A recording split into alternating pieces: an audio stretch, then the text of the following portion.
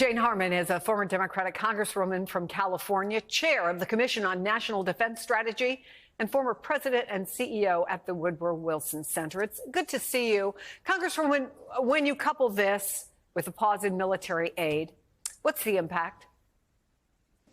Well, hopefully it's for a short period, but that period could have a catastrophic impact on Ukraine. To be clear, the United States in particular has been working through a site in Wiesbaden, Germany, called the Security Assistance Group, SAG-U, to help with targeting of drones and missiles in Ukraine. In addition to that, there are some ground operations in Ukraine that the CIA has helped Ukraine with.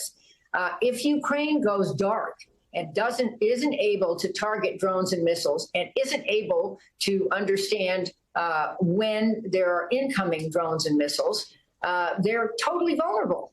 Maybe it's for 10 minutes, maybe it's for 10 days, but I think after all this, it is a very unwise move that has just been made. Zelensky wrote a letter. The president was gracious last night. Zelensky was gracious in his letter, and I think these negotiations are going to move forward. But hobbling Ukraine in advance of these negotiations is a very unexpected and I think a very dangerous move on the part of the United States government.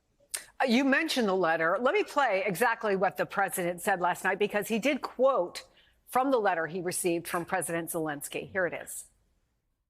My team and I stand ready to work under President Trump's strong leadership to get a peace that lasts.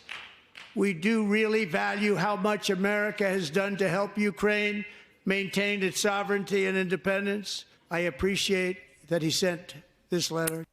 How much good did it do? How much good do you think it did to have Zelensky say that, reach out to Trump on terms that he frankly had been demanding? Did he really have a choice, but did it help?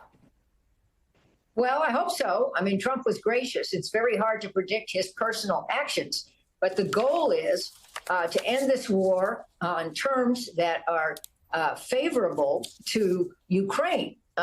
3 years in, with massive support from the United States, including Republican members of Congress who still say they're supporting Ukraine, it's very important not to gift this to Russia. I wrote an op-ed the other day about Neville Chamberlain, who thought that giving Czechoslovakia to the Nazis would stop the war. Well, oops, didn't do that. I think giving Ukraine to Russia isn't going to stop the war.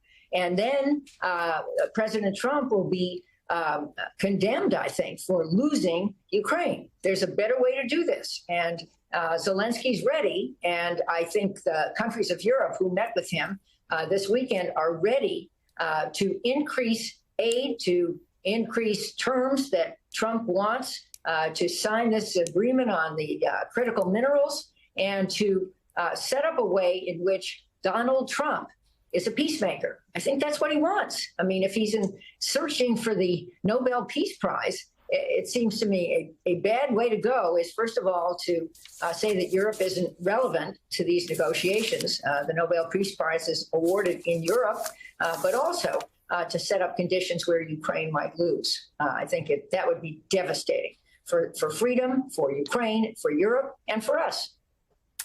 Jane Harman, your longtime involvement in foreign affairs and your depth of knowledge is always much appreciated. Thank you. Appreciate you coming on the show.